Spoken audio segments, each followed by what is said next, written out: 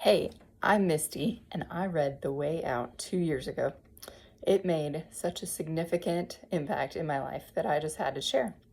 So if you look back at previous videos on Schoolio Misty, I chronicled the day that I began practicing pain reprocessing therapy and continued to chronicle for days and weeks and months. And now it's been 2 years. I think it's been about 6 months since I last posted, so it's about time. So where am I now? 2 years out, I am lifting pretty heavy, about 15-pound dumbbells, bicep curls. I am doing a lot of core work, scissor kicks, things that I could never lift my legs off the ground from a laying position to do for really like 20 years. At least the last 10, I couldn't do things like this. In the last 2 years, I've been able to do it more and more and more. So excited about exercise and being able to move and lift. Also, I have noticed a big difference, especially in the last 6 months to a year, in motion sickness. I used to get vertigo occasionally and motion sickness frequently. I was on a cruise this May, and I didn't deal with motion sickness at all. It was a large ship, one of Royal Caribbean's largest ships, but some of the members in my group still got some motion sickness, and I didn't deal with motion sickness at all. So I've come to really believe that motion sickness is tied to anxiety.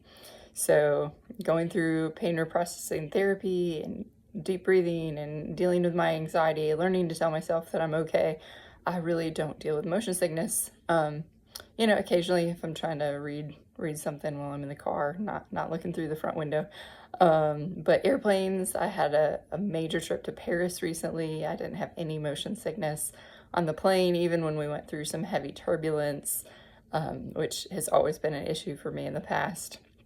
So that is exciting. Exercise, motion sickness, travel. I was able to sit for the 9-hour flight to Paris. I mean, I was as uncomfortable as most people, but not the uncomfortable level that most like fusion patients and people with chronic pain would deal with on a trip like that.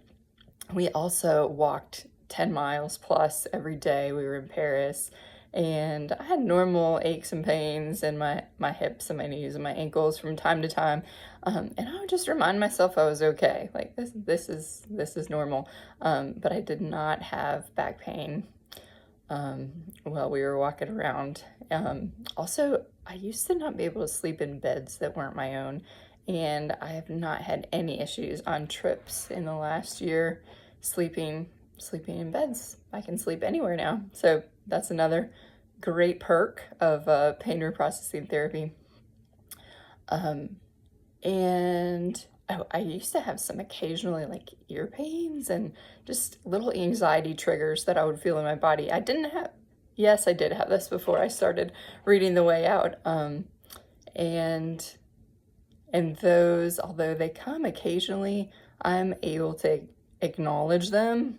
Yep, this little ear pain, I know what you are. I'm just anxious. And sometimes I try to think about what I might be anxious about. And sometimes I just say, you know what, you're safe, you're okay. And I ignore that pain and it goes away. Recently, I have noticed that my posture is so much straighter. For a long time, I've dealt with just feeling a little bit bent over as I walk and I do life. Even in the first year after reading the book, I felt like there was this battle within me.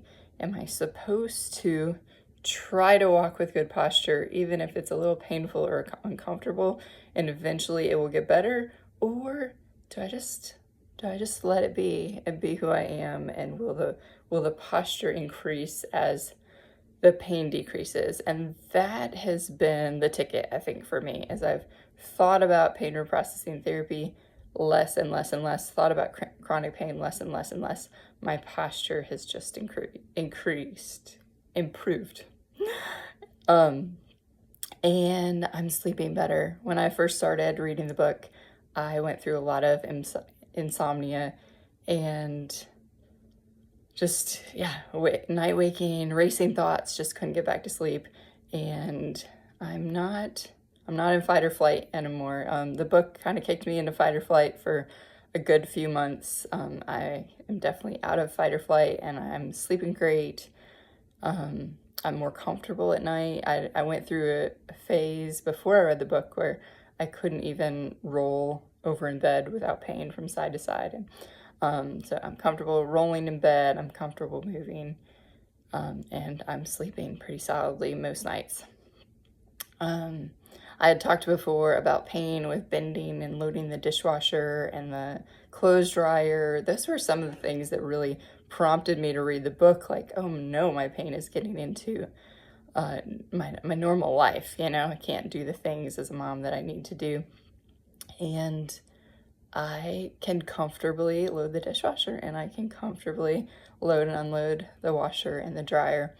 So that has been huge. And sometimes I think about it when I'm doing these things, and I'm like, wow, I can do this now. What else? How do I still use pain reprocessing therapy, or Alan Gordon's The Way Out tips? Sometimes when I feel anxious or I start to get some little anxiety pains, I'll try some deep breathing and remind myself that I'm okay, that I'm safe, that everything's all right. And occasionally I get pain, daily. I think it's common in life for all people that we feel a little something here or there that's uncomfortable. And whether we just went on a long walk or did some exercise, or we just bent the wrong way, right? Especially as you get into your 40s, 50s, 60s. So when I notice some pain going on in my body, I notice it. I tell myself that I'm okay, that I'm safe, that everything is all right. And then I just try to ignore it. And usually these things just go away. So there you have it. There's my 2-year update. I am so thankful that I read the book, and it has really changed my life.